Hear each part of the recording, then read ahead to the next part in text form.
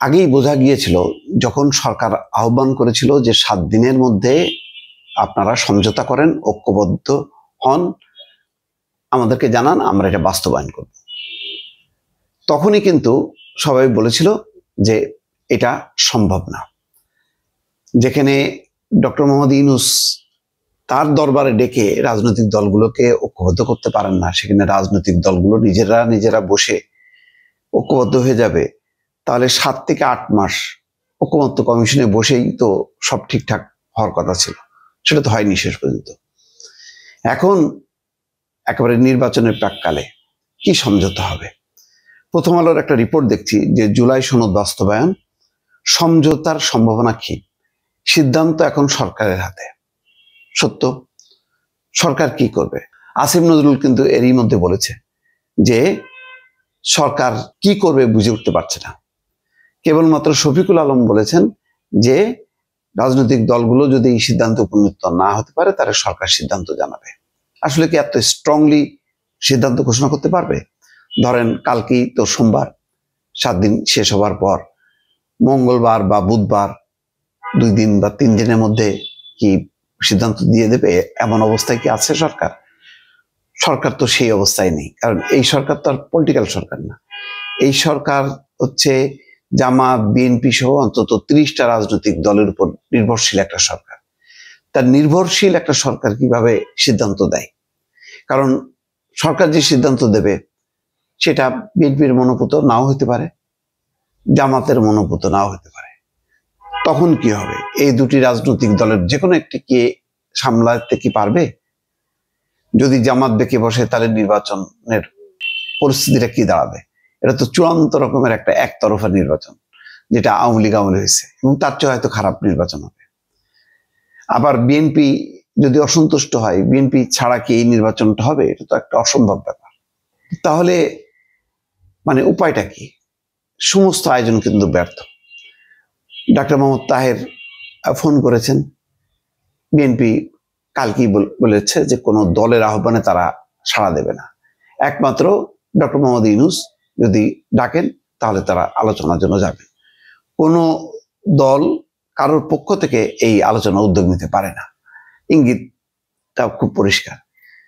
তারপরে এনসিপি এবং 9 দল তারাও চেষ্টা করেছে, এখনো হয়তো করছে, কিন্তু তারাও বসাতে পারেনি। ইতিমধ্যে নীতিগত সিদ্ধান্ত নিয়েছে বিএনপির স্থায়ী কমিটির বৈঠকে যে তারা কেবলমাত্র ডক্টর ইউনূসের আহ্বানেই সাড়া দিয়ে যাবে, কারণ এই অন্যদিকে ধাবিত হবে না। বিএনপি এখন বুঝতে পারছে যে তাদেরকে ঠেলে হয়তো বিভিন্ন দিকে নিয়ে যাওয়ার চেষ্টা করা হচ্ছে।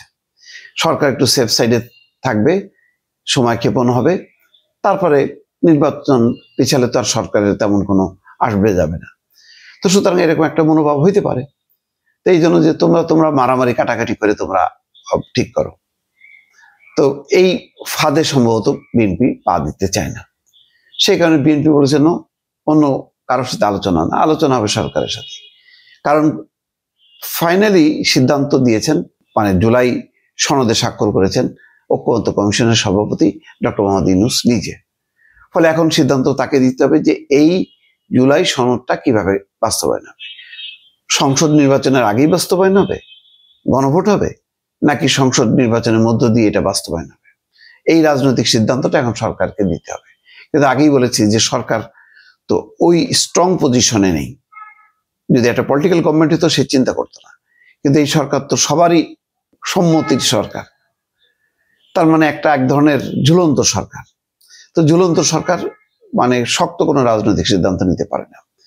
সব মিলায় আস্তে আস্তে সংকটটা যথেষ্ট পরিমাণ ঘনীভূত হয়েছে। জামাত ইসলাম বলেছে যদি তাদের দাবি বাস্তবায়ন না হয়, অর্থাৎ গণভোট, পিআর, জুলাই সনদের সাংবিধানিক আদেশ এগুলি না হয়, তাহলে তারা রাজপথে কঠোর কর্মসূচি দেবে। আমির খসরু মাহমুদ চৌধুরী বলেছে যদি তারাও রাজপথে নামে তাহলে সংঘাত হবে, এবং বলেছে যে এইভাবে হুমকি দিয়ে দাবি আদায় হবে না। যাক, এখন কিন্তু কথার পাল্টাপাল্টি কিন্তু চলছে চরমভাবে, কোনো পক্ষ ছাড় দিচ্ছে না। এই অবস্থায় কি হবে এটা বলা খুব মুশকিল। মানে সমঝোতার যেই প্রক্রিয়াগুলো, সেই প্রক্রিয়াগুলো মানে উদ্যোগগুলি, আয়োজনগুলো খুব ফলপ্রসূ না। আমির খসরু মাহমুদ চৌধুরী জামাতের দিকে ইঙ্গিত করে বলেছেন যে কথায় কথায় আপনি রাস্তায় যাবেন, এখন অন্য দল যদি তার প্রতিবাদে আবার রাস্তায় যায় তাহলে কি হবে? সংঘর্ষ হবে না? এটা প্রশ্ন। আর এর উত্তরে হামিদুর রহমান আজাদ বলছেন যে জামাতের আহ্বানে সাড়া দেবেন না বিগত রেজিম অর্থাৎ পতিত শেখ হাসিনা কিন্তু এই ধরনের সুর সবসময় বজায় থাকতো যে অমুকের সঙ্গে বসবো না, এই কালচার থেকে কি বের হবে না? অর্থাৎ শেখ হাসিনার সময় বলতো না কিসের আলোচনা, কার সাথে আলোচনা, মানে যাদের হাতে মানে রক্তের দাগ তাদের সাথে বৈঠক কিসের? তো এখন বিএনপি ওই সুরে কথা বলছে, এটা জামাত বলার চেষ্টা করছে। তো ফলে হচ্ছে এই পাল্টাপাল্টি অবস্থানের মধ্য দিয়ে সমঝোতার সম্ভাবনা একেবারেই ক্ষীণ। এখন সরকার কতটা স্ট্রংলি সিদ্ধান্ত দিতে পারবে, অথবা নেপথ্যে যদি দুই পক্ষকে বলে যে তোমার কিছুটা বাস্তবায়ন হবে আর তোমার কিছুটা বাস্তবায়ন, এরকম একটা মাঝামাঝি লাইনে যাবে কিনা, সেটা এখন দেখার বিষয় দর্শক।